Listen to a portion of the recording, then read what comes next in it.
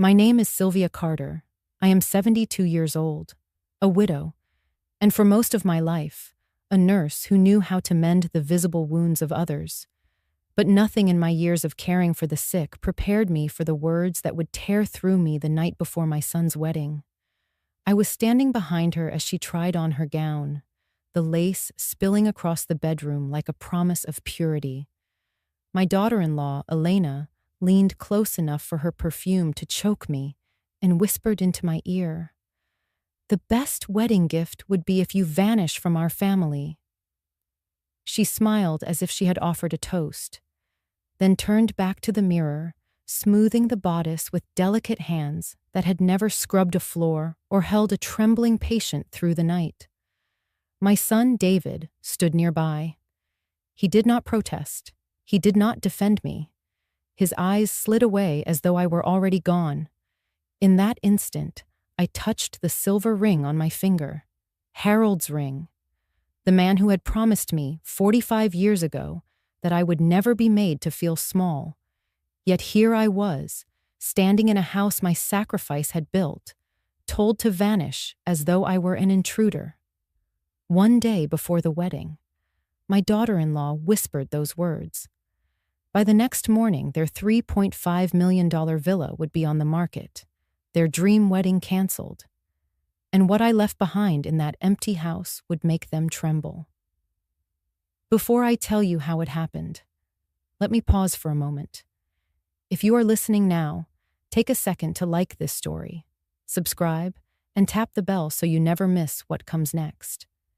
Your support tells me that my voice matters, that women like me are not invisible. Now, let me take you back into that room.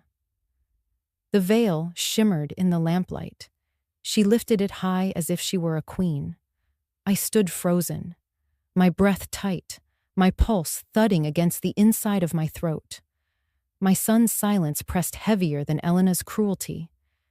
He looked at the floor, his hands shoved into his pockets like a boy caught between two scolding parents. "Say something, David," I whispered, though my lips hardly moved. "This is supposed to be our special weekend, Mom," he said finally. His voice carried no warmth. "Please don't make it harder than it already is." My own son, the boy whose fevers I had nursed through endless nights, now telling me that my presence ruined his joy. I swallowed against the sharpness rising in my chest. My nursing hands had once steadied soldiers and mothers in pain, but here, in front of my own blood, I felt like a fragile shadow. Elena's eyes flickered toward me in the mirror. "Don't take it personally," she said lightly, almost as if she were joking. "We just want a wedding free from negativity." Negativity. That was the name she gave me after I had poured my life into theirs. I felt Harold's ring dig into the palm of my hand. The silver band had dulled with age, but its weight reminded me of vows once spoken. "Never let them treat you small." His voice echoed in my memory, steadier than my own trembling breath. I answered her in a tone so calm it startled even me. "Where, exactly, am I supposed to go?" Elena shrugged, inspecting her painted nails as if the question were trivial. "A hotel? Maybe visit one of your sisters." "Honestly, Sylvia, anywhere but here." Her dismissal hung in the air like smoke. David cleared his throat, uneasy. "It's more Elena's house now. She's been handling the finances. You just helped us once." That single word burned. My entire savings, $350,000 from the sale of the red brick house Harold and I had built, reduced to once. I looked around at the villa's marble counters, the hand-carved staircase, the garden blooming beyond the window. All of it carried my fingerprints, my sacrifices. Yet to them, I was nothing more than a burden to be erased from the photographs of their perfect weekend. Something inside me shifted then. Not broke, but shifted, like a lock clicking into place. I did not cry. I did not beg. I simply whispered, You will have your gift. Neither of them noticed the quiet promise in my voice. Neither of them knew that by dawn, the balance of power in this family would tilt forever. When Elena dismissed my sacrifice as just some money once, her words dragged me back to the day I locked the red brick house in Norfolk for the last time. That house had been my home with Harold for over 40 years. Every window frame had his fingerprints. Every creaking stair carried the echo of his boots. We had planted a maple tree in the front yard the year David was born, and by the time I sold the house, its branches stretched wide enough to shade half the street. The day of the sale, I walked through every room in silence. I ran my fingers along the chipped banister Harold once sanded, and I pressed my palm against the kitchen wall, where our grandchildren's heights had been marked in pencil. I paused in the small bedroom we had kept ready for David's visits, though after he met Elena, he came less and less. My eyes burned, but I told myself I was doing something noble. Harold used to tell me, "We built roots here, Syl. Don't let anyone uproot you." Yet when David said he needed help, I convinced myself that uprooting was an act of love. The house sold for $350,000, nearly every dollar of my savings. Every ounce of Harold's sweat turned into numbers on a check. I handed it to David and Elena with hands that trembled, but with a smile I forced. "This is your down payment," I said. "A home should start with stability." They promised me I would always have a room there, always a place at their table. I believed them. Now, standing inside the villa, I looked at the granite counters chosen from my savings. I remembered signing the check that paid for the custom cabinetry. I remembered approving the curtain rods, the plumbing fixtures, the hardwood floors. I had walked these halls before there were walls, when only the foundation was laid. I had imagined Harold standing beside me, proud that we had secured something lasting for our only child. But in Elena's mouth, all that became some money once. I thought of the red brick house again. It had not been grand. The kitchen was small, and the upstairs bathroom never quite lost the draft that seeped through the window frame. But it was steady. It was ours. When Harold's heart weakened, I carried him up and down those stairs, my arm braced around his frail shoulders, never once thinking of the strain. That house had held his last breath, soft and warm against my cheek. Trading it for this villa had felt like trading memory for marble, roots for glass. And tonight, Elena wanted me to believe it was all nothing. I walked slowly from room to room, touching what my sacrifice had built. The dining room chandelier, glittering above a table where I was never truly welcome. The garden terrace, where Elena hosted friends who never asked my name. The guest room upstairs, never my room, always called the guest room, as if I were a stranger passing through. It struck me then that I had laid the foundation, not just in money, but in silence. Each time I swallowed an insult, each time I accepted being left out of a photograph, I was pouring another measure of myself into their perfect picture. And now they had no memory of what it had cost me. I paused by the mantel, where a framed picture of David and Elena smiled back. There were no photographs of Harold, none of me. My presence had been carefully erased, even in a house built on my loss. I whispered to Harold's ring. I gave them the foundation, and they built walls high enough to shut me out. As the evening deepened, I realized that what I had given them was not only a house, but permission to forget me. And standing there, listening to their laughter in another room, I knew something had shifted. The roots Harold and I once planted in Norfolk had been pulled up, and in their place was a villa that would never truly be mine. But perhaps, I thought, it could also be my weapon. I used to tell myself that the sharp edges would smooth out with time, that new marriages test old loyalties, and mothers should not compete with brides. The truth is that the warning signs arrived long before the whisper. They arrived as small cuts I learned to ignore, the way a nurse ignores her own aching feet after 12 hours on the ward. On our 40th anniversary, I set the table for 3. Harold was already gone, but I kept his photo at the head of the table as if he might still say grace. David called an hour before dinner and said Elena had surprised him with reservations downtown. I ate a slice of pie, then wrapped the rest for a son who never came.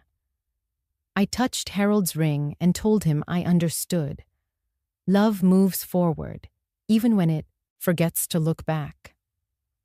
When David and Elena first showed me the model brochure for the villa, Elena laughed at my suggestion that we choose durable fixtures. "We are not building a hospital room," she said. The joke was light, but the message was clear. My life belonged to fluorescent lights and antiseptic soap, theirs to chandeliers and imported tile. I wrote the deposit anyway and told myself I was sponsoring joy. The first time I slept there, Elena paraded friends through the hallway while I was unpacking. "This is the guest room," she sang, smiling at me as if I should applaud the label. Later, she posted photographs of the remodel with a caption that read, "Our home, our dream, our sweat." My name was not tagged. When I asked if she might include one picture of Harold on the mantle, she said modern decor worked best without clutter. There were jokes about my frugal habits. I saved receipts, I mended shirts, I rinsed and reused jars. Elena called it a nurse's budget and laughed behind a wine glass. When my chipped porcelain teacup sat on the counter, David suggested I keep it in my room so it would not ruin the aesthetic. I held that cup like a relic from my mother, a lesson in holding heat without dropping what matters. Holidays changed. I offered to make Harold's pumpkins for Thanksgiving. Elena had a caterer. I brought a pie anyway and watched it sit untouched at the edge of a marble buffet, a silent memory among strangers. After dinner, David walked me to the driveway and asked whether I might cover the new HOA fee until they settled in. He looked relieved when I said yes, as if the world still made sense. I saw another sign the week they installed the custom drapes.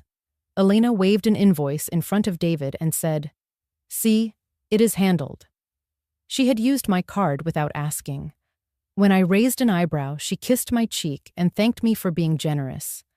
I swallowed the comment rising to my tongue and told myself that generosity, once given, should not demand applause. There were smaller cuts that still bled. David started referring to decisions as we, and whenever I asked a question, he said, "Let Elena explain." She explained everything, including my role, warm when needed, quiet when not. When I gifted them a framed picture of Harold holding newborn David, the glass never left the box. Elena said she meant to find the right frame for their style. Months passed. I am not naive. Love makes compromises, and aging requires dignity. I chose silence because I believed it protected what was left of my family. I told myself that Elena's sharpness was youth, not cruelty. That David's distance was stress, not abandonment. My nursing hands had taught me to wait for inflammation to subside before I changed a dressing. I waited. The night before the wedding, waiting ended. The whisper did not open a wound. It revealed one that had been festering beneath polite smiles and monogrammed hand towels. I pressed Harold's ring into my palm and felt its circle steady my breath. The signs had been there all along. I was finally willing to read them. The next step would require more than patience. It would require a plan. I sat in my car that night with the engine off, the villa glowing behind me like a stage where I no longer belonged. The house looked beautiful in the darkness, its windows lit by chandeliers that had my fingerprints hidden in every dollar spent. Inside, they toasted to their future, glasses raised, oblivious to the fact that they had just erased me from theirs. I held Harold's silver ring tight in my palm, pressing it so hard the imprint lingered in my skin. His voice echoed from an old voicemail I had saved for years, the last one he left before the hospital stay that ended everything. Remember, Sil, never let them treat you small. I played it again, listening to the rasp of his breath, the steadiness of his tone. Tears blurred my sight, but when I wiped them away, they left something harder, something sharper than grief. They had asked for a gift. I would give them one. It just would not be wrapped the way they expected. I scrolled through my phone and found the number I had stored under Marjorie Lee, attorney. She had been my lifeline since Harold's death, meticulous and firm, the kind of woman who never let emotion muddy a contract. I whispered a prayer she would answer on a Saturday night. "Dorothy, is everything all right?" she asked. She still called me Dorothy, my full name, a reminder that formality meant protection. "I need you to pull every document tied to the villa," I said. My voice was steady, though my heart was pounding. "The purchase, the deed, all of it, and prepare a notice of intent to sell." There was silence, then the rustle of papers. "Sylvia, are you telling me you want to sell your share?" "Yes. They told me to disappear." "Fine. But I am not disappearing empty-handed." Another pause. "You own 30%, legally documented. If they cannot buy you out, the house goes on the market. Are you sure you want to do this?" I looked at the villa again, remembering Elena's words, David's silence. I have never been more sure. When I hung up, my hands shook, but not from fear, from relief. For the first time in years, I was no longer waiting for scraps of kindness. I was taking control. The next call was harder, but necessary. Sunset Gardens Country Club answered on the second ring. A young woman chirped, "Good evening, this is Jessica at the catering desk. How can I help you?" "This is Sylvia Carter," I said. "I need to cancel tomorrow's wedding reception." 240 guests. She stammered. "Cancel?" "Ma'am, the food has already been prepared, the staff scheduled." "I understand. I signed the contract. I put down the deposit, and I am prepared to pay the cancellation fees. But surely you should speak with the bride and groom first." "No," I said, watching Elena twirl in her veil through the lit window, oblivious. The bride and groom made it clear my presence was unwanted. I am simply honoring their request. There was shuffling, the sound of papers being pulled. "Yes, it's under your name. Your credit card information. I'll need confirmation." "You have it. Cancel everything," her voice faltered. "Are you certain?" "As certain as I have ever been." I ended the call before she could object again. My chest rose with something I had not felt in years. Not guilt, not fear, satisfaction. By the time the clock struck midnight, I was checking into the Hampton Inn across town with a single suitcase. The desk clerk asked if I was in town for a wedding. I almost laughed. "No," I said. "Not anymore." In the quiet of the hotel room, I unpacked what little I had taken: a folded nightgown, a worn photograph of Harold, my chipped porcelain teacup, wrapped carefully in a scarf. I set it on the desk and poured hot water from the kettle. The crack along its rim looked deeper under the harsh light, yet it held steady. It always did. I whispered to Harold's ring. They wanted me gone. I am gone. But tomorrow, they will learn what it costs to erase me. I sipped the tea, its bitterness grounding me. The bedspread was thin, the air smelled faintly of bleach, but it felt more like home than the villa had in months. Because here, I was not a burden. Here, I was a woman with choices. I picked up the hotel pen and notepad and began to write a letter. "Dear David, Dear Elena. The words stalled. I crossed them out, started again, then folded the page and left it unfinished. Some letters are not meant to be sent. Some lessons must be lived, not explained. I slipped the letter beneath the teacup, switched off the lamp, and lay down. Outside, the city pulsed with life. Inside, I finally breathed without asking permission. The decision had been made. By dawn, the foundations of their dream would begin to crack. At the Hampton Inn, the hallway smelled like lemon cleaner. I set my small suitcase on the bed and unwrapped my chipped porcelain teacup from a scarf, placing it beside the electric kettle as if I were building an altar to sanity. The hairline crack ran like a pale river through white glaze. It had survived silent mornings. Tonight, I asked it to hold me steady while I decided who I would be by dawn. I boiled water and waited for the click. I took off Harold's ring and laid it on the desk. When he slid it onto my finger, he promised no miracles, only honesty and a roof that did not leak. I pressed the ring to my lips. The metal was cool and steady. I could hear him say my name the way he did when I doubted myself. The first sip of tea burned in a way I welcomed. I sat with the cup between my palms and listened to the hum of the air unit. Machines speak in small languages about danger and rest. This hum told me I had permission to be still. Outside, traffic washed along the road. In here, the only clock that mattered beat under my ribs. I opened the hotel notepad and wrote, "Dear David." The words looked formal, like a chart note. I added Dear Elena and stared at both lines. I had written messages to families in crisis, translating medicine into mercy. This message belonged to my family, and there was no translation soft enough to erase truth. I pictured two paths. Forgive them now. Rescue the wedding. Return to a house where I would always be a guest. Or hold the line.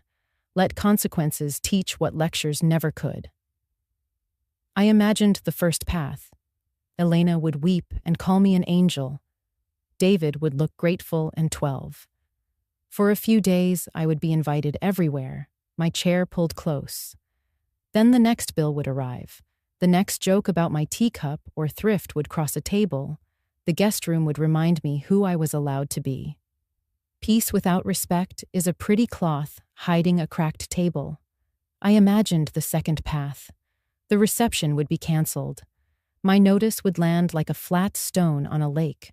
Ripples would travel far. Yet beneath the noise, a different sound would begin, the click of responsibility arriving. Boundaries are not walls. They are doors with locks that finally work. I rested Harold's ring in my palm and whispered, "If I do this, they will say I ruined everything.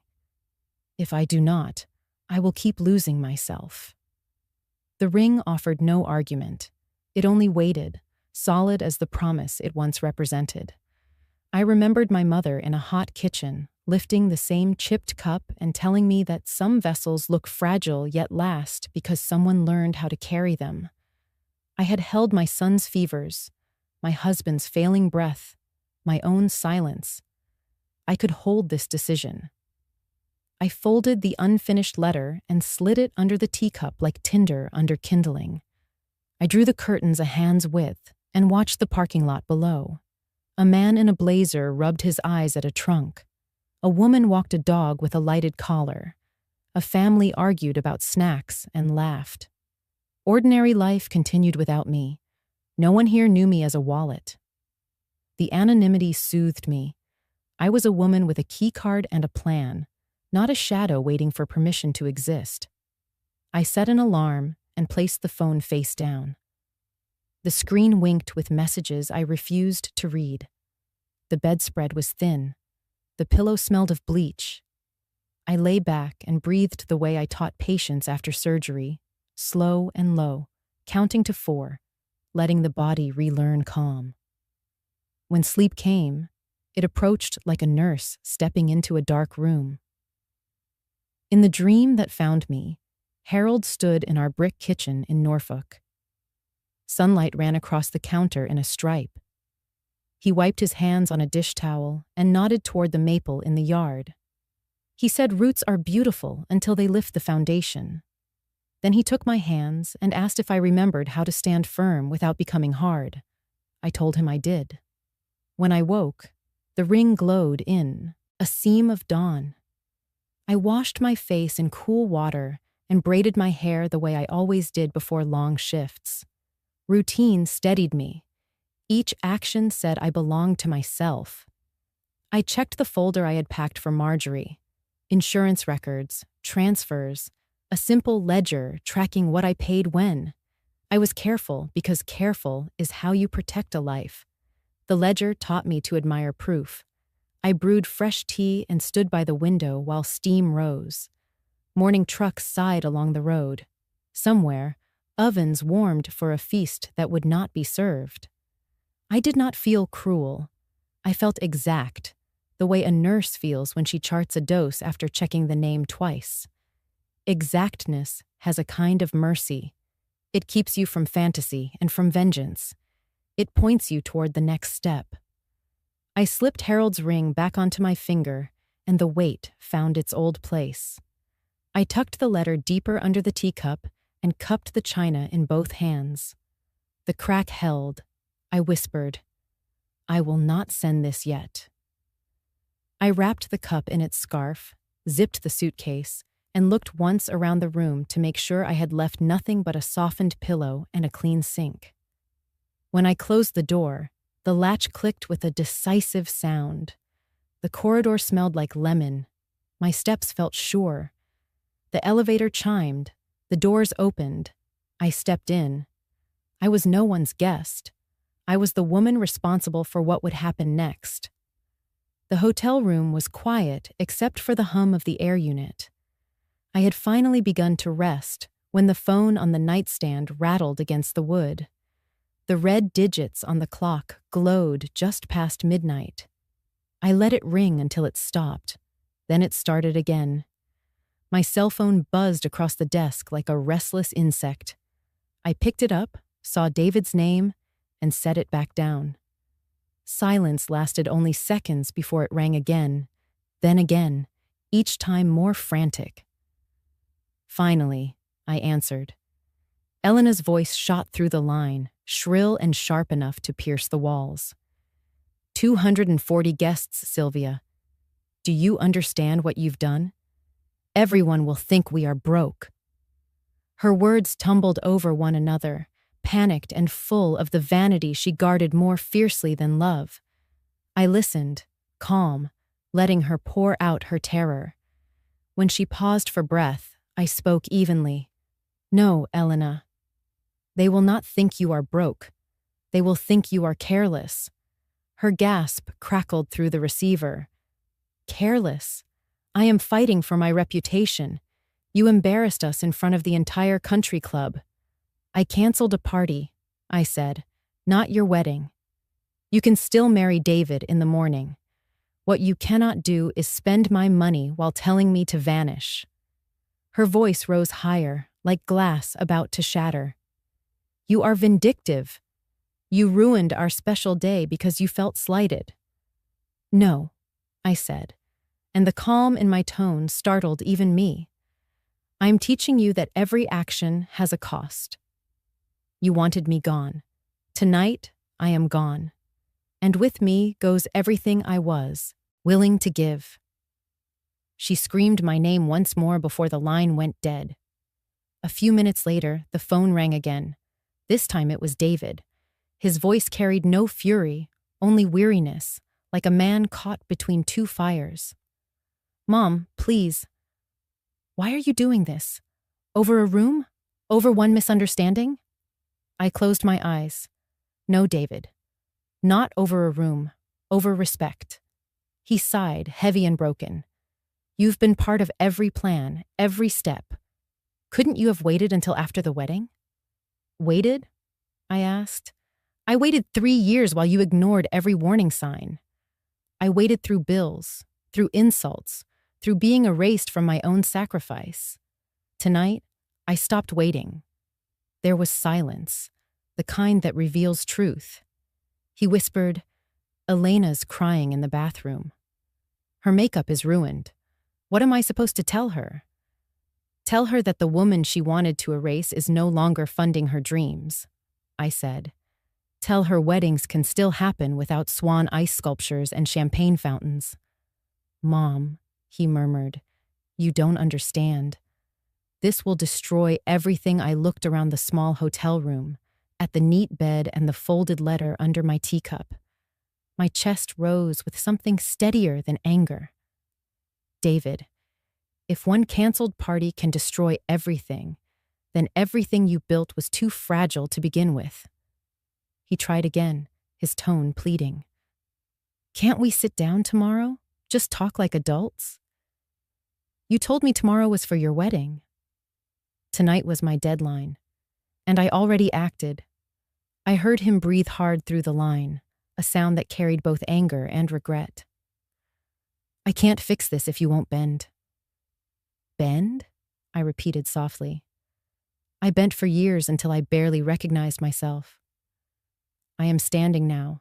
You will have to learn what that feels like." The silence stretched so long that I thought he had hung up. Finally, he whispered, "I wish Dad were here. He would know what to do." I felt Harold's ring cold against my skin. "Your father taught me never to let anyone treat me small." Tonight, I honored him. The line clicked off. The phones finally fell silent. I sat on the edge of the bed, the hum of the air unit filling the space their voices had left. My body trembled, not with fear, but with release. I sipped from the chipped cup, now warm in my hands. Their world was unraveling in panic, but mine had never felt more whole. I whispered to the quiet, "Respect is not a gift you demand. It is a debt you owe." Then I turned off the lamp, slid beneath the stiff white sheets, and let the storm rage outside while I rested in peace. Morning light pushed through the thin curtains of my hotel room, painting the walls in pale yellow. My phone was heavy with missed calls and unread messages. I had turned the volume off during the night, but the vibrations left a steady trail of evidence across the nightstand. I brewed tea in my chipped cup, the steam rising, like a reminder that broken things can still hold warmth. At 9 o'clock, a knock rattled the door. I looked through the peephole. David stood in the hallway wearing a wrinkled tuxedo shirt, his bow tie undone, his face pale with exhaustion.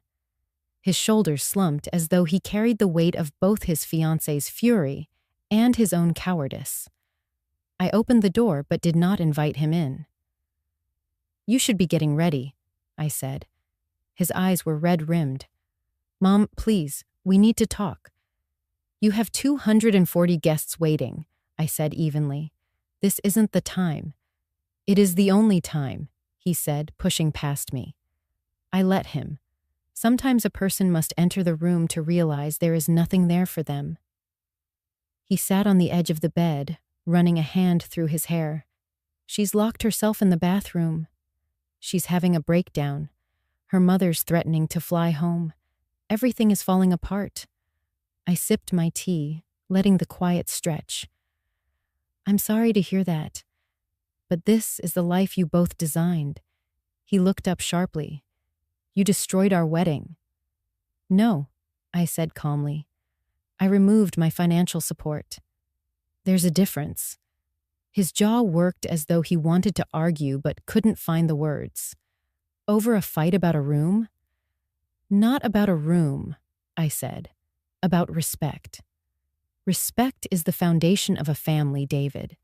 Without it, everything collapses, even a wedding planned down to the last swan ice sculpture." He dropped his head into his hands. "You can't sell the villa. That's our home." "It's our home," I corrected. "I own 30%. If I vanish with my share." The words landed between us like a stone in water. He looked up, stunned. "You wouldn't." "I already did," I said. The paperwork is in motion. He blinked as if I had spoken in another language. Mom, we can't afford that. We don't have the money. Then you will learn to live within your means, I replied. That is what adulthood requires. The silence that followed was broken only by the hum of the air unit. His hands shook. You've always helped us. Why now? Because help without gratitude turns into enablement. Because every dollar I gave was another brick in a wall you used to shut me out. Because I finally remembered that my life has value beyond writing checks. His voice cracked. She didn't mean it, what she said last night. Yes, she did, I said softly. And you agreed with her. That is what hurt the most. He stood then, pacing the narrow room, his tuxedo pants creased and dusty at the hem. We can fix this. Tell me what you want. Tell me how to make this right, I studied him. My boy, who once clutched my hand crossing the street, now begging me to repair the life he had chosen. I want you to understand that money cannot buy love, and silence cannot buy respect. You let both slip away, his eyes, filled with something close to shame. So you're just going to ruin us? No, I said. You ruined yourselves when you let her words stand, and when you let my sacrifices vanish into air. I am simply drawing the line where it should have been drawn years ago. For a moment, he looked like a child again, small and frightened. Then he straightened, bitterness hardening his features. This will follow us forever. People will talk, let them, I said. Better to be known for reclaiming dignity than for living as a shadow in your children's home. He had no answer. He moved to the door, paused with his hand on the handle. She'll never forgive you.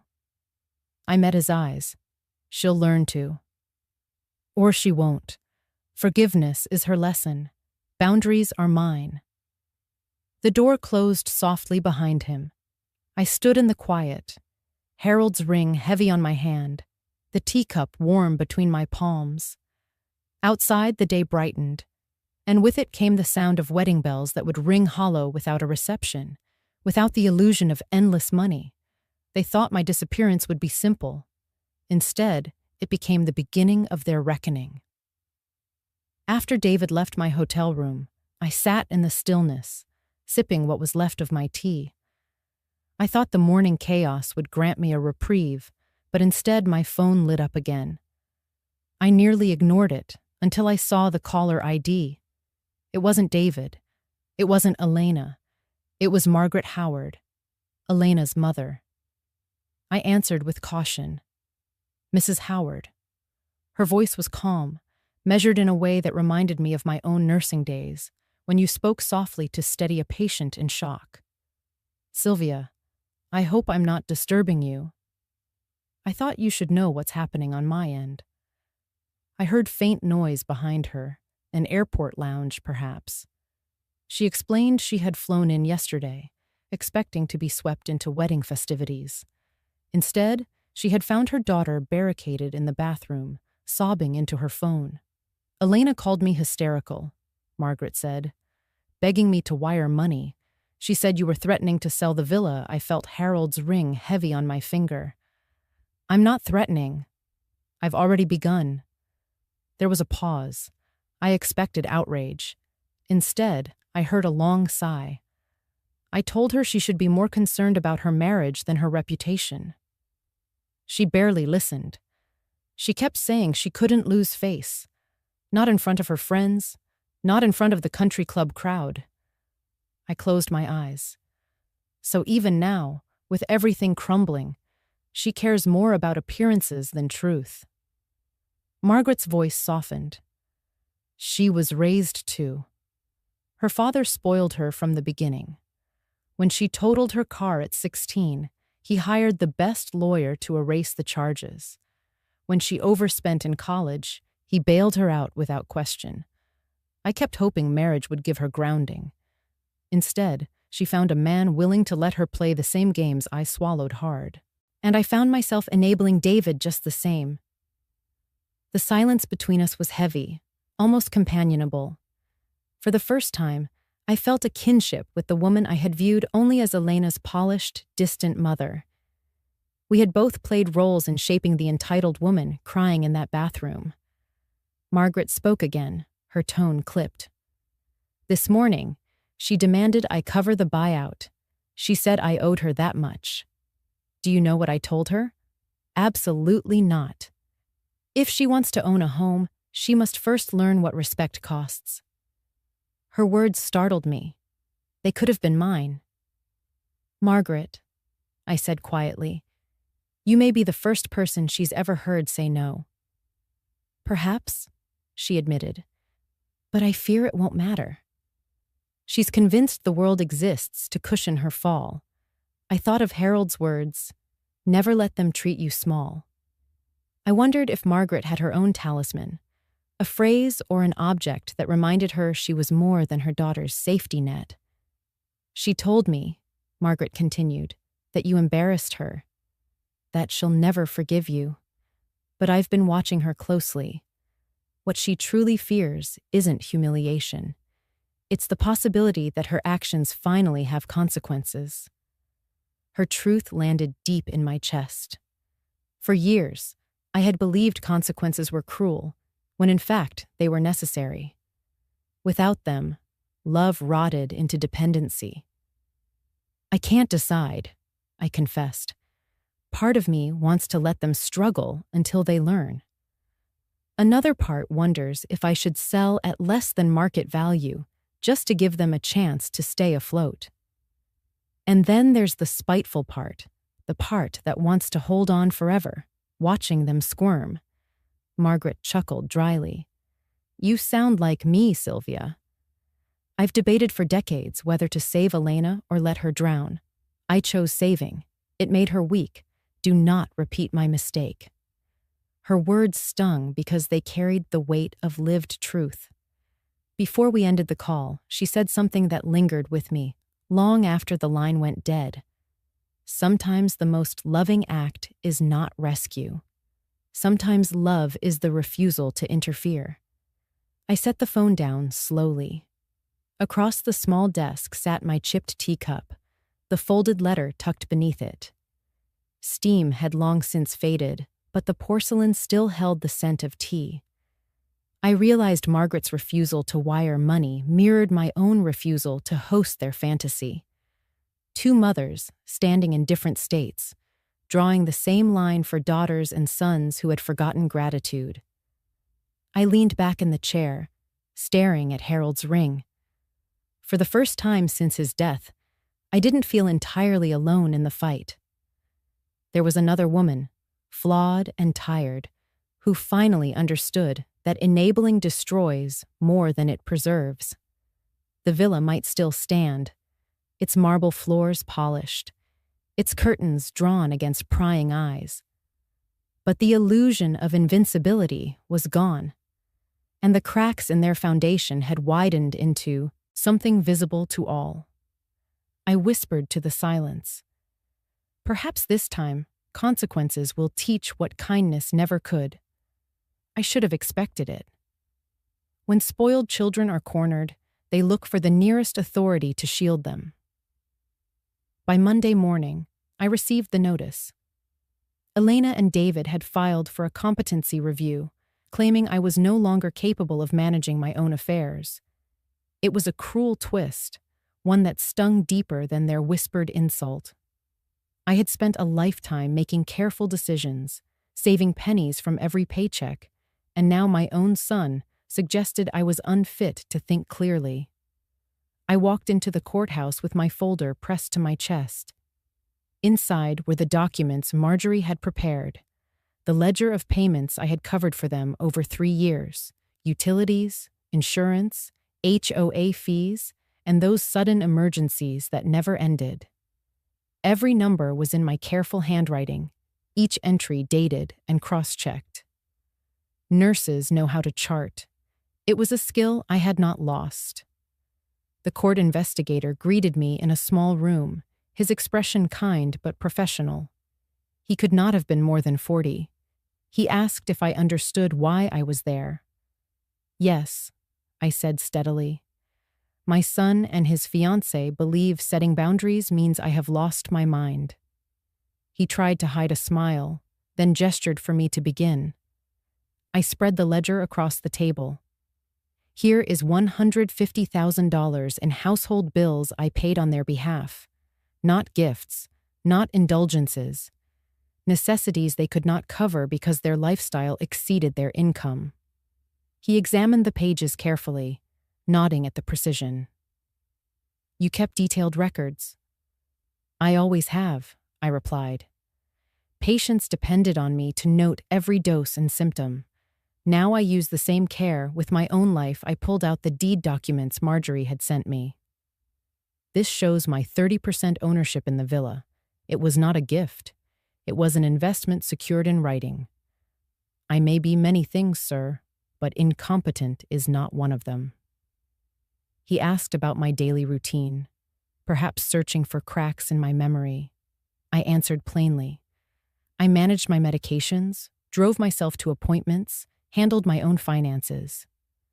I told him about the community book club where I volunteered, the walking trail I plan to join next spring. My life was not shrinking.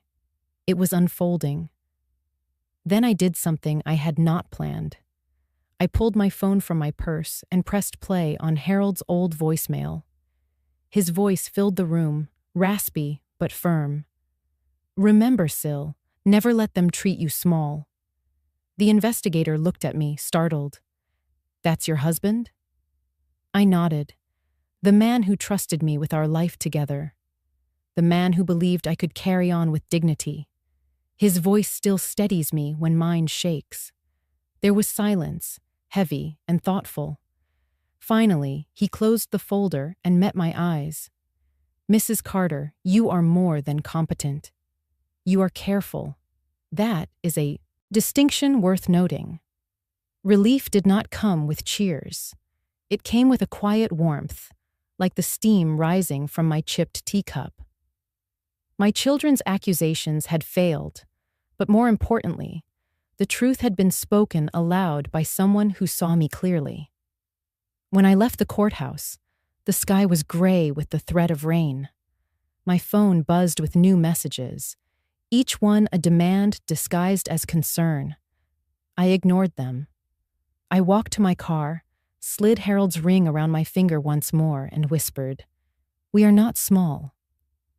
For years, I had wondered whether my silence made me weak. That morning, I discovered it had made me precise. And now the law itself had affirmed what I already knew.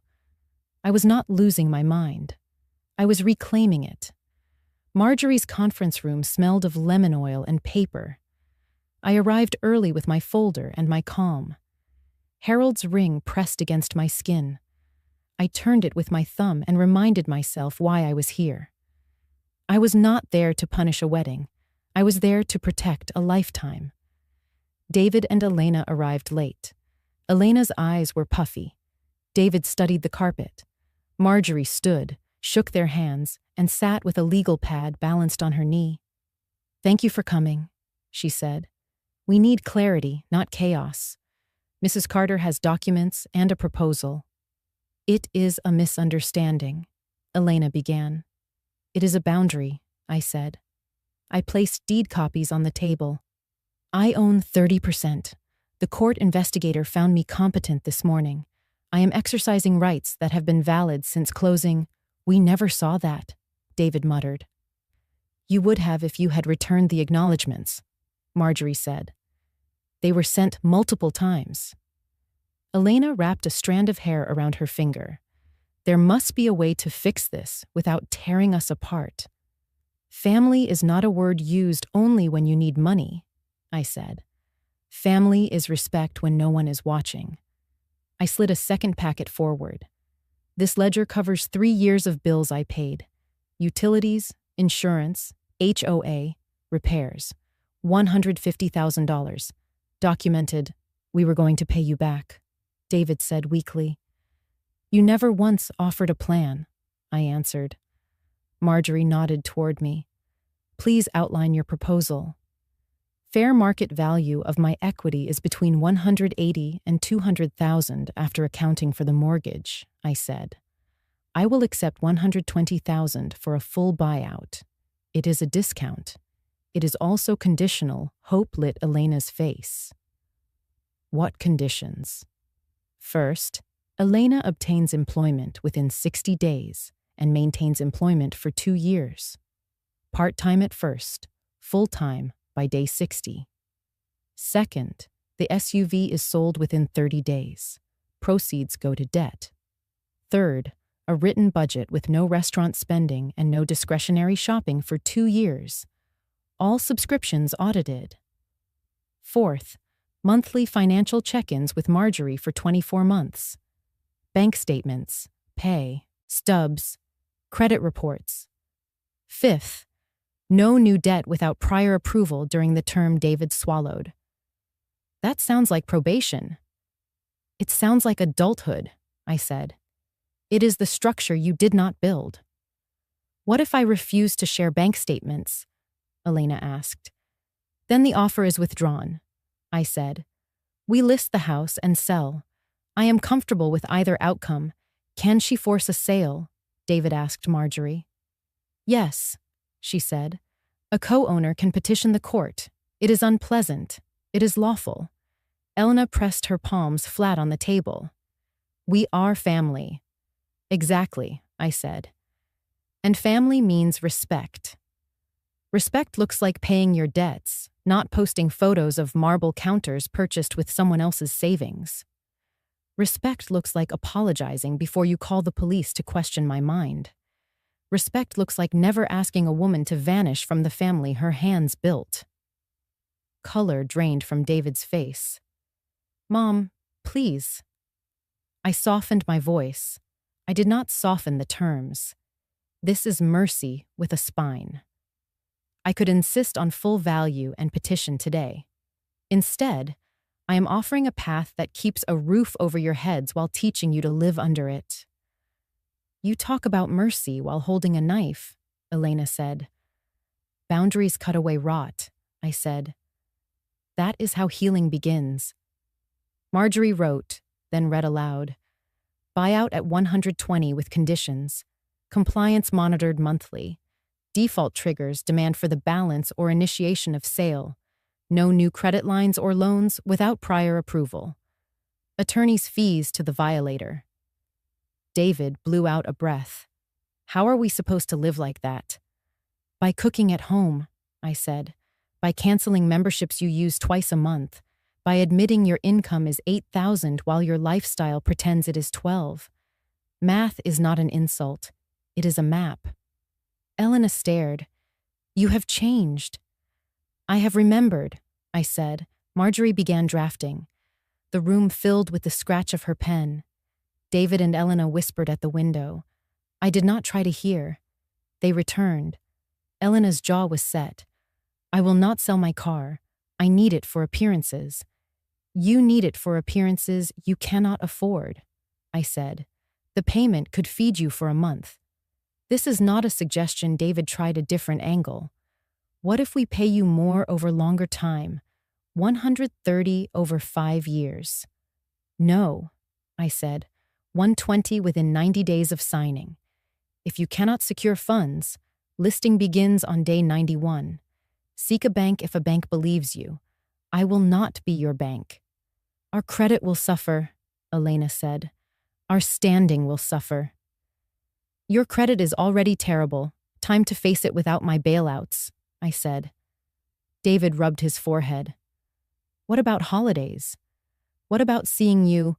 You are not being punished with exile, I said.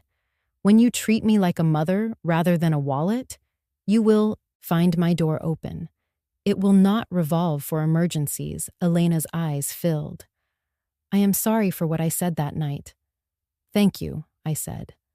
An apology is a beginning. It is not a currency. Marjorie slid a printed draft across the table. Read and sign if acceptable. I read every line. The default language was clear. The audit schedule precise. I added one clause about attorney's fees. Marjorie approved. David signed first. His signature wavered. Elena hesitated, then signed with a flourish. Marjorie notarized. The stamp sounded small and decisive. The air changed. The legal part was finished. The human part remained. Elena spoke. "Will you come to dinner when this ends?" "Not yet," I said. "Lunch in a public place first. Baby steps." She nodded. David stood and hugged me. I allowed it. I did not let him mistake it for surrender. "Thank you for not giving up on us," he whispered. "I am not giving up," I said. "I am handing responsibility back to its owners." They left with their copy. Marjorie leaned back and studied me. "This is either generous or cruel," she said. "I cannot decide which." "Maybe both," I answered. "Maybe that is what justice looks like when love refuses to disappear." I gathered my folder. The letter I had started at the hotel lay behind the ledger. I slid it out and read the first lines. "Dear David, dear Elena, should I save you or let you swim?" I returned it to the folder without adding a period. In the hallway, Harold's ring steadied me. Outside, the sky was hard and blue. I pictured the villa not as a trophy, but as a mirror. It reflected the best and worst of what we had become. Today, I turned it a few degrees so the light struck differently, not to blind, but to reveal. At the curb, a young couple wrestled a stroller. They laughed and solved it together. I wanted that for my son and the woman he chose, even if they learned it under a weight they had never carried. I unlocked my car and sat with my hands on the wheel. My life did not end at a law office table. It moved forward. Dinner would be simple. Tea would be hot. The trail behind my building would wait. I intended to walk it until my breath found a rhythm that felt like prayer. I would keep walking until dusk.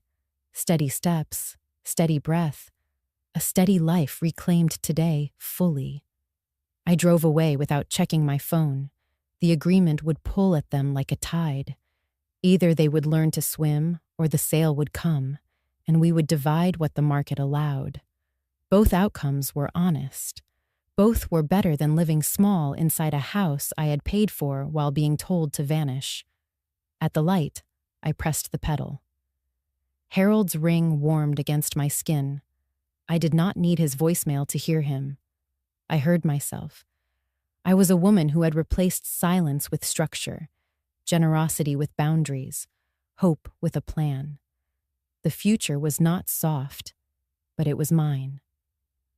30 days after the agreement, I sat at my kitchen table in the senior apartment I had rented for myself, sipping tea from my chipped cup. The quiet hum of the refrigerator sounded steadier than the frantic calls that had once filled my nights. I had kept my promise. No rescues, no bailouts. And in that silence, reality began pressing hard against David and Elena. The first cracks appeared with the bills. Marjorie sent me a polite note. The HOA fee had arrived late, the check postmarked 3 days after the deadline. I pictured Elena writing it, her manicured hand shaking, unused to the simple act of balancing due dates. Then came the insurance payment. For years, I had quietly paid it online before they even noticed it was due. Now, without me, they missed the automatic withdrawal and received a penalty. David called once, leaving a voicemail that started, "Mom, just this once." I deleted it without listening to the rest. The SUV was next. They had listed it half-heartedly at first, asking too much. But car payments pile like bricks. After 3 weeks, they sold it at a loss. Elena cried to her mother, who later told me that she had reminded Elena that appearances cannot be driven to the grocery store. Job hunting wore her down. Elena walked into boutiques expecting to be handed a manager's role. She walked out insulted when asked for resumes. She tried interviews for receptionist positions, but stumbled when asked about experience. For the first time, she saw herself through another lens, not as a bride in a gown, but as a woman untested by work. David, meanwhile, stretched himself thin with overtime. He looked exhausted whenever we crossed paths in the courthouse hall for check-ins. His shirt collars sagged, and he spoke in clipped tones. Once he muttered, "We're trying," as though effort alone could pay a mortgage. I reminded him gently, "Trying doesn't cover interest rates. Results do." Their lifestyle shrank visibly. No more dinners at steakhouses, no more weekends away. Friends stopped calling when parties ended. Photographs of champagne glasses disappeared from Elena's social media. What remained were silent weeks, punctuated by my monthly reviews with Marjorie. The ledger told its own story. Groceries inflated, restaurant charges dwindled, clothing purchases vanished. Yet still the red lines outweighed the black. They had built a life like a balloon, impressive, floating, yet hollow inside. Now the air hissed out one bill at a time. I kept my distance, though part of me ached when I pictured David rubbing his forehead over numbers he barely understood.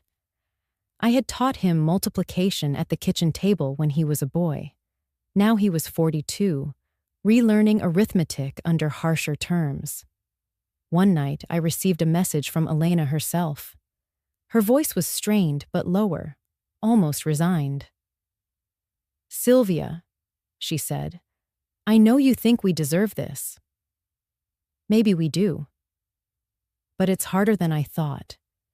People look at me differently without the car, without the clothes. I feel like I've shrunk." I played the message twice, hearing beneath her pride a hint of humility. I didn't return the call. Some lessons must be lived, not comforted away. Still, I felt the tug of an old habit, to rescue, to explain, to soften the edges. I opened my desk drawer and found the unfinished letter I had written in the hotel weeks earlier. The first line still read, "Should I save you or let you swim?" I touched Harold's ring and whispered, "I will let them swim." The days grew colder, and with them, my resolve steadied. I walked the trail near my apartment, leaves crackling underfoot, lungs filling with clean air. Each step reminded me that dignity is maintained not only by saying yes, but by saying no at the right time. At our next review, Marjorie spread their documents across her desk like pieces of a puzzle missing half its corners. Elena sat rigid, her eyes rimmed with sleeplessness. David leaned forward, whispering numbers to himself. They had brought proof of bills paid, but also proof of the struggle. "This is unsustainable," Marjorie said plainly. Elena snapped, "We're doing our best." Marjorie adjusted her glasses. "Your best must change. Otherwise you will lose more than a car." I said nothing. It was not my role to scold anymore. It was my role to witness, to hold the line steady while they discovered how to stand without me. When the meeting ended, David glanced at me with eyes softer than before. "Mom, are you proud of us at all? For trying?" I held his gaze. I am proud when effort turns into growth. Not before he nodded slowly, as if he had expected no less. Elena said nothing, only gathered her papers and clutched them like a shield. That night, back in my apartment, I poured tea into the chipped cup and read the ledger again. Their reality was no longer hidden beneath silk gowns and ice sculptures. Their reality was exposed, harsh and unadorned, and it was theirs to face. I whispered into the steam, "Harold, they are finally meeting the truth, and so am I." We met in Marjorie's office again, the blinds half open, winter light striping the conference table. David and Elena arrived with a grocery sack of envelopes. Marjorie greeted us, clicked her pen, and said what a nurse says in triage, "Let us see what we are dealing with." Elena pulled out a stack of statements, utilities, credit cards, streaming services. David opened the laptop and turned it toward us. A spreadsheet waited, cells glowing red where numbers had spilled over their borders. Start with income, Marjorie said. Then we will map expenses. David cleared his throat. Combined net is 8,000, after taxes and insurance. I nodded. Then the life you have built must fit inside that number, not the other way around. He typed 8,000 at the top. The total looked small. We are not children, Elena said. We can read numbers. Good, Marjorie replied, because numbers do not lie. We began with the mortgage, 2,400, non-negotiable, HOA, 340, insurance, 220. I watched the total crawl downward. Then came the line items that told the truth about habit disguised as necessity. Restaurants, I read, 500 a month. Elena bristled. We both work long days. Sometimes we are too tired to cook. You do not work yet, I said gently. And tired is cheaper at home. Clothing, Marjorie continued. 400. Elena sat straighter. I need to look presentable. For interviews, I said, you need humility and clean shoes. Those are free if you own a rag streaming, Marjorie said. 60. David shrugged. It is just a bundle. Everything comes together. Cancel the bundle, I said. Keep the library card. Marjorie tapped the next line. Gym membership, 120. I raised an eyebrow. Gym membership. You use it twice a month. Like my patience. Elena stared at her hands. We moved to the credit cards. Minimums totaled 800. A museum of vacations and impulsive buys. David's shoulders sagged as each card added its weight. We thought a home equity loan could wipe these out, he said. Borrowing against a house to erase shoes and steak dinners is not breathing, I said. It is holding your breath underwater and calling it swimming. He stared at the spreadsheet. Elena whispered, What do you want us to cut? Everything. I want you to cut pretending, I said. Pretending you can spend 12 when you make 8. Pretending appearances feed you. Marjorie took the laptop and created a second column, target budget. She typed as she spoke. Restaurants to 0 for 90 days, then 50 as a treat you earn, clothing to 50, only work items, streaming to 0, library and antenna, gym to 0, free classes online, credit cards, no new charges, snowball payments once the SUV proceeds clear. Elena's voice sharpened. We sold the SUV at a loss. The proceeds are smaller than we hoped. Loss is a teacher, I said. Listen. David rubbed his temple. If we follow this, we still barely make it. The margins are thin. Margins are supposed to be thin when you are paying for the past, I said. You did not arrive here in 1 month. You will not leave in 1 month. Marjorie added a final line. Employment. Elena. Deadline in 30 days now, because 60 has passed. Elena lifted her chin. I have applied to 3 offices. Apply to 30, I said. Answer phones. File charts. Learn to stand in shoes that are not new. The room settled into a quiet rhythm. Calculator keys. Paper sliding. Reality sanding away excuses. I watched my son face numbers the way patients face a diagnosis. Frightened. Finally, willing. He looked up. Mom, if we follow this, will you be proud? When action replaces apology. Yes, I said. Until then, I am watchful. Elena tried again. Smaller now. What about holidays? Do we cancel even those celebrate with soup and candles? I said. Memory tastes better than debt. Marjorie printed the plan and handed copies to each of us. Sign that you have received it and agreed to the monitoring schedule. Elena hesitated. It feels like prison. It is a door with a lock, I said. You earned the lock. You also own the key. She signed. David signed. I added my initials at the margin. Acknowledgement without ownership. When the meeting ended, David lingered by the window. I keep thinking of Dad. He would fix this. I stood beside him. Your father told the truth. That is how he fixed things. Tell the truth about money, and you will have less of a mess to manage. In the hallway, Elena waited while David spoke to Marjorie. I hate being this person, she said. You will not always be this person, I said. But you must be her long enough to learn. She searched my face. Do you hate me? No, I said. I hate the way entitlement stole the best parts of you. Work will return them. If you let it, as they left, the grocery sack of envelopes looked lighter. I tucked my copy of the plan beside my ledger.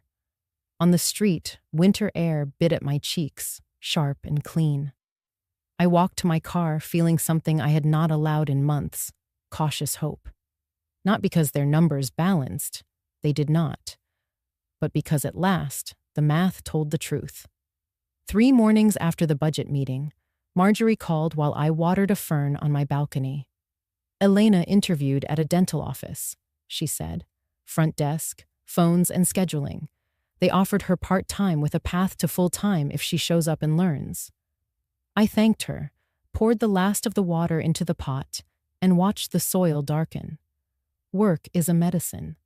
Bitter at first, healing in time when taken as directed. I set the kettle to boil, placed my chipped cup beside Harold's ring, and allowed a small pulse of relief without mistaking it for rescue. By afternoon, a message arrived for the monitoring file, a photo of an onboarding packet and a training schedule, neat blocks highlighted in yellow.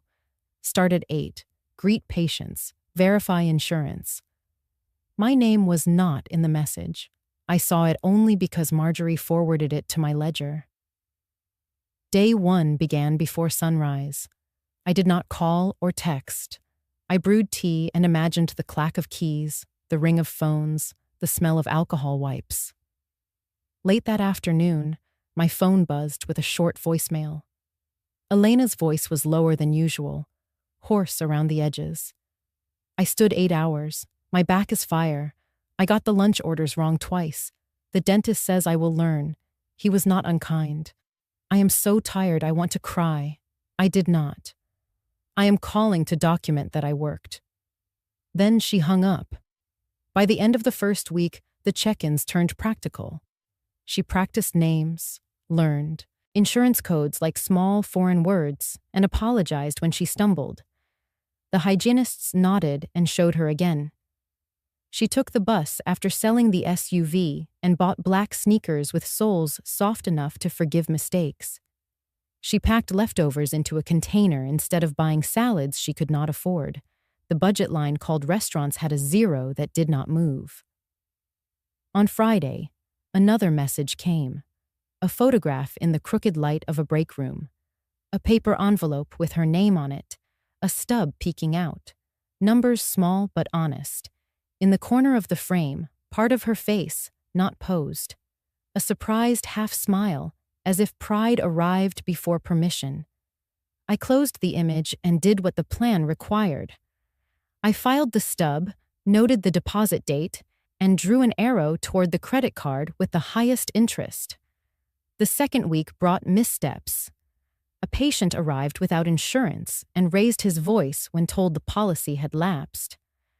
Elena tried to soothe him and escalated the situation by offering to waive a fee she had no authority to waive. The office manager pulled her aside. The next day, she wrote a short note to the team. I saw it in the monitoring bundle. I spoke out of turn. I will follow procedures. Thank you for teaching me. I kept my boundary. When she called in the evening to report her hours, I listened. I did not advise. Once, she said, I never knew standing could hurt this much. My calves burn. My spine insists on being counted. I answered, drink water, stretch before bed. You will sleep better. It was the only nursing I allowed myself. On the 3rd Friday, a paycheck arrived by direct deposit. She forwarded the confirmation to Marjorie. I watched the numbers march from wages to debt as our snowball plan took its first bite. The balance shifted by inches. That is all it does at the beginning. Inches count. I wrote that in the margin of the ledger. David's messages changed, too. Instead of excuses, he sent photos of receipts clipped to a notebook. He learned to cook without complaint, and learned that a clean floor glows when you are the one who mopped it. He still sounded tired, but the whining fell away. "We ate at home 12 days in a row," he said. "It is strange. We talk more when we chop." I pictured them at the counter I had paid for, knives knocking softly, steam rising from a pot that owed no one a favor. One night, Elena left a different kind of voicemail. A woman came in scared. She chipped a front tooth before a job interview. I found her an earlier slot and called to confirm. She cried with relief. She said thank you and used my name. I have not been someone people thank in a long time. Her voice cracked. She caught it and steadied. I clocked out on time. I am going to bed. I carried the phone to the window and looked over the parking lot, where the same dog with the lighted collar made steady circles. Harold's ring cooled against my skin as if to say, "Careful. Hope is a good servant and a terrible master." I nodded. Pride without policy becomes permission. I had policy. At month's end, we met again at Marjorie's. The pile of envelopes was smaller, the spreadsheet cleaner. Elena looked different, not glamorous, solid. The sneakers made her shorter. The work made her taller. She laid 2 pay stubs on the table with a steadiness I recognized from discharge days at the hospital. David slid a cash envelope toward the column marked minimums plus snowball. No speeches, no sighs. "Progress," Marjorie said, tapping the numbers. "Thin margins. Real movement." Elena glanced at me. I wanted to quit the second day. I did not. The third day was worse. The 5th was better. I am beginning to see the shape of the job. It fits me when I stop pretending I am above it. "I am glad," I said. "Make your lunch tonight. Put your shoes by the door. Keep going." She nodded, not meek, resolved. Back home, I took the letter from my drawer and unfolded it to the first lines. "Should I save you or let you swim?" I added one sentence, careful and small. "You have begun to swim." I returned the paper to its place and poured tea. The crack in the cup stayed dry. The heat stayed where it belonged, inside, doing its work.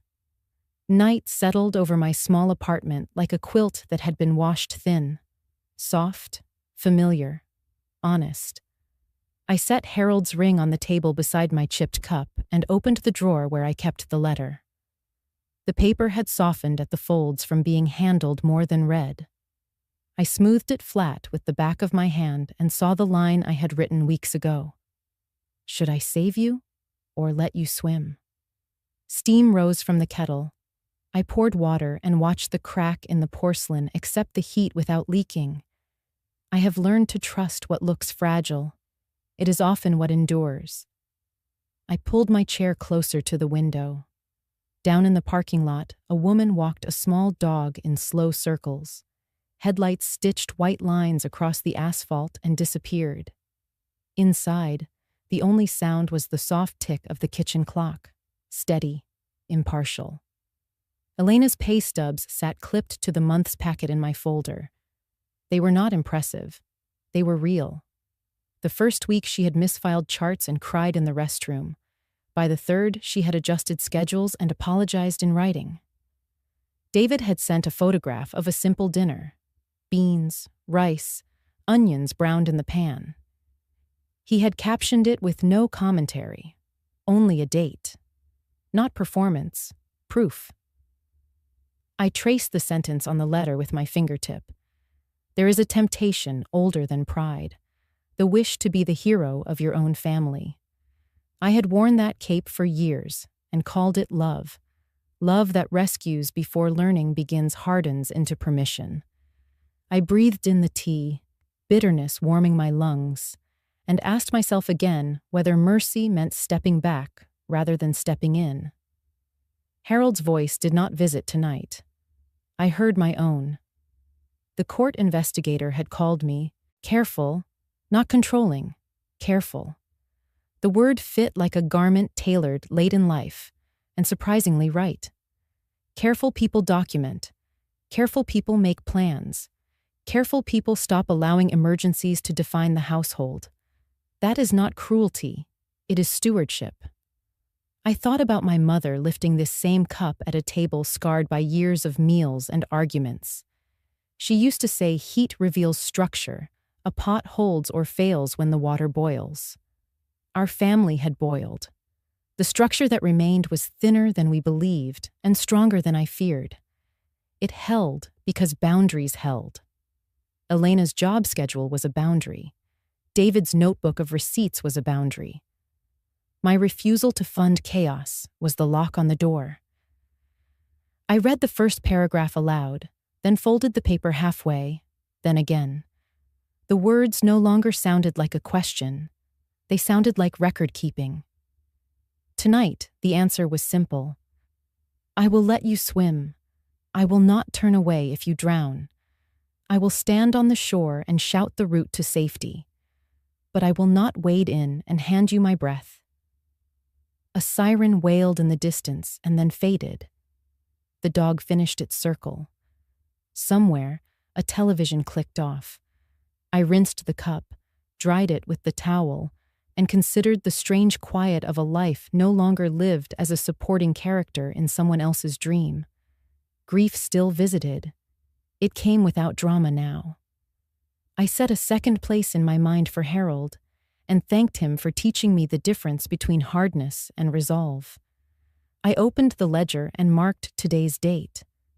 I wrote one sentence beneath the totals: progress thin, integrity thick. Then I closed the cover. Numbers were only half the truth. The other half was posture. Elena now stood when spoken to at work. David listened without bristling when a cashier corrected him. Those are small muscles growing. They will tire, they will strengthen. The apartment settled deeper into night. I turned off the overhead light and left the lamp burning low. In that gentler circle, I slipped the folded letter into the hollow of the cup. A nest for something that was finally done asking. I placed Harold's ring on top for a moment. The metal warmed, the paper held. I whispered a short prayer, because old habits comfort. Harold, keep me calm. Let courage stay quiet. Let justice stay kind. I put the ring back on my finger and felt it find its rightful weight. Then I carried the cup to the shelf and set it between a library book and a small plant that refuses to do anything quickly. Beginning again is not a sprint. It is a series of honest nights like this one, steady, undramatic, faithful to the shape of a woman remembering her worth. I turned off the lamp and let sleep come like a careful nurse again. 9 months later, the maple outside my building had leafed and shed again, and I had learned the names of women who walk at dawn. I was lacing my shoes at the door when the phone rang. Elena's voice was careful and bright in a way that did not ask for applause. They promoted me, she said. Assistant manager, scheduling, supplies, patient flow. I earned it. I sat on the bench by the threshold and tightened the second lace. Congratulations, I said. How does it feel? Hard and good, she answered. My feet still ache. I like making the day run, a pause. I wanted to bring you dinner. I baked lasagna last night, my own sauce, not from a jar. Can I stop by? I reached for Harold's ring and turned it once. My chipped cup waited on the shelf. The letter rested inside it like a folded bird. I pictured Elena at her counter, tasting and adjusting, learning to season by feel. Thank you, I said. That is kind. Not tonight. I have a short trail with the group. We start at 5.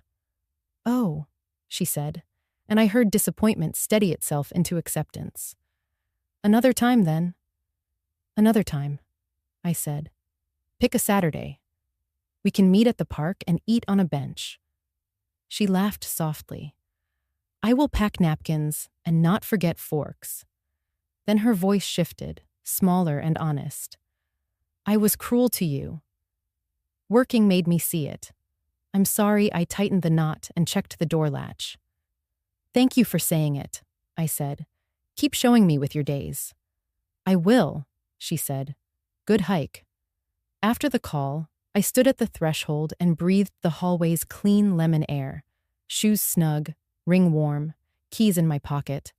I locked the door and felt the click settle like a period at the end of a sentence. Outside, the late afternoon light lay flat across the parking lot. A woman untangled a dog leash. A child learned to balance on a scooter. I lifted my face to the breeze and started down the stairs, one careful step, then another. Beginning again is measured in small turns. A promotion earned, a meal offered, a lace pulled tight, a door locking behind you as you move toward your own life. I joined the group at the trailhead, lungs ready, heart steady, for 12. The month after Elena's promotion, my phone learned a new rhythm, small pings instead of sirens. Margaret Howard texted first at dawn. Thank you for not saving her. Thanks to you, she is learning to stand. I read it twice, then set the phone face down and let the words do their quiet work. Marjorie's emails arrived on schedule, bank statements attached, pay stubs verified, a neat note in the footer that read, compliant this month. David's notebook shifted from panic scribbles to tidy columns. He sent a photo of beans simmering next to rice. The caption said, Tuesday. I wrote the date in my ledger and underlined it once. At the office, Elena learned the inventory system. She caught a back order before the shelves went bare. She arranged a swap with a clinic across town. She reported the correction without flourish. Another day, she diffused a late afternoon waiting room by moving a nervous teenager ahead of an inked slot. She documented the exception and apologized to the next patient. In the monitoring packet, I saw her signature settle. It looked less like decoration, more like responsibility. Margaret sent a second text at week's end. I took her to coffee. She ordered plain toast, no photos, no performance. I typed back a simple, thank you. Restraint belongs to more than budgets. At night, I walked the loop behind my building. I passed the same porch where a neighbor tuned a guitar. I breathed the resin scent of pines after sun. When I returned, I placed Harold's ring on the table next to my chipped cup and unlocked my phone. Another message waited from Margaret. She told me she was wrong. I told her I was too. We cried and did not use it for anything. I smiled, then let the screen go dark. On the first of the month, Marjorie's report arrived early. Restaurant line at 0, clothing at 50, streaming at 0. Snowball paid as agreed. I poured tea and wrote a single sentence beside the totals. Thin margin, thick backbone. The steam rose and fogged my glasses. I cleaned them with a corner of the towel Harold once used to dry plates. I opened the drawer and took out my letter. The fold had softened. The paper felt like cloth. I did not read the first lines. I carried the phone to the window and found the voicemail that had steadied me for years. Harold's voice filled the room. Remember, Syl. Never let them. I stopped the tape and let the quiet widen. I finished his sentence in my own voice. Treat you small. I slid the phone away and listened to the ordinary evening. A dog collar blinked once at the curb. A bus sighed. Someone laughed as a door opened. I slipped the ring back on and felt it choose its old place. I was not waiting for permission anymore. I was keeping the promise myself. Calm, steady, onward. Elena asked to meet at a small diner 2 blocks from the clinic.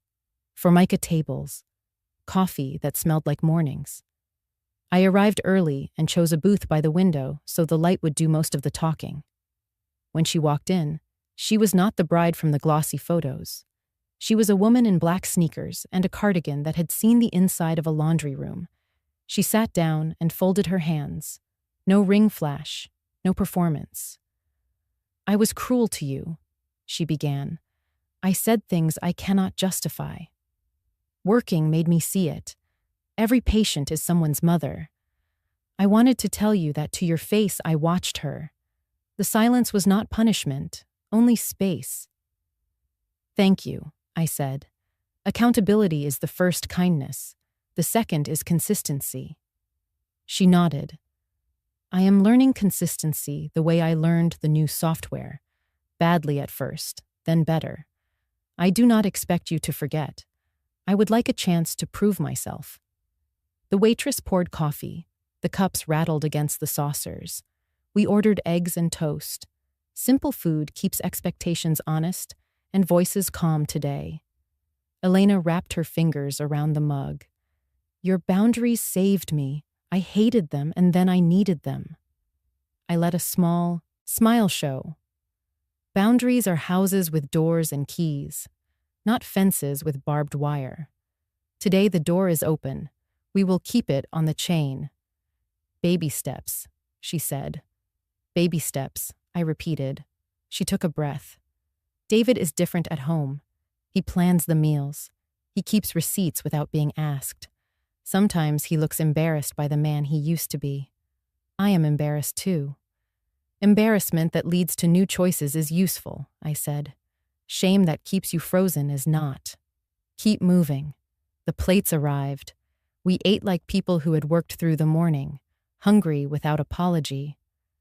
Elena slid a small envelope across the table, a handwritten budget update, 2 pay stubs, a list of bills with due dates. I know you will see these through Marjorie. I wanted to hand them to you myself. I read the top line, restaurants at 0, clothing at 50, snowball payment posted. Thank you, I said. I see the effort. She looked at me carefully. Will you come to dinner? Just us. Nothing fancy. Yes, after one more month of staying the course, I said. Lunches for now. Public places help us use our careful voices. She exhaled, relief rather than triumph. I can do that. We paid the check separately. Outside, the wind moved a paper flyer along the sidewalk. It bumped over the curb and sailed. Elena reached for a hug, then stopped. May I?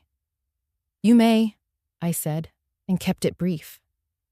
As we parted, I touched Harold's ring and felt the circle warm. Forgiveness, I thought, is not a light switch. It is a dimmer you raise one notch at a time. Steady, watchful, kind. Afternoon light draped the window of Maplewood Community when I poured tea into my chipped cup and sat by the sill. The short trail lay bright and empty, gravel shining like a thin river. I turned Harold's ring with my thumb and listened for the quiet I had earned. Once, I believed the best gift was to make myself smaller so others could stand taller. Now I know the gift was different. I stepped out of their house so I could step back into my life. From here I can see the town move in deliberate beats.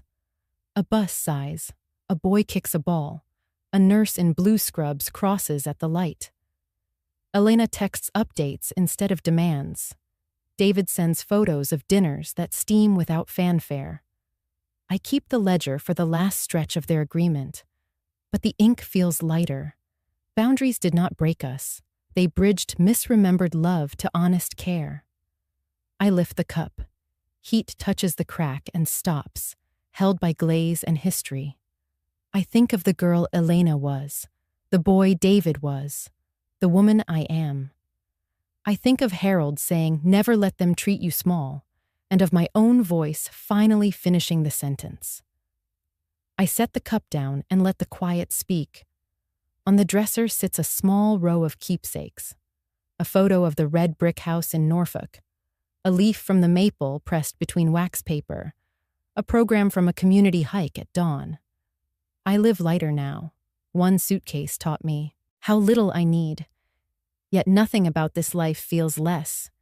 It feels true. The silence on good days feels earned. When I visit the villa to review papers, I leave without the ache that used to follow me like a shadow. Before I say goodbye, I would love to know something. Where are you watching from? Is it a quiet morning with a warm cup of coffee? Or a late night where stories like this keep you company? Let me know in the comments. I read everyone with gratitude. And if this story touched your heart, please consider subscribing to the channel, not just to hear more stories like this, but to be part of a community that still believes in kindness, healing, and second chances. Thank you for spending your time with me today. Wherever you are, I hope you carry this story with you, and remember this. Sometimes the miracle does not knock on your door. It waits quietly until you are ready to open your heart. I stand, slide the ring into its faithful place, and fold the small letter back into the cup. The trail outside calls for an evening walk. I tie my laces, feel the steady weight of the key in my pocket, and turn toward the door. The best gift was never my disappearance. It was my return to myself. Take care, and I will see you in the next story.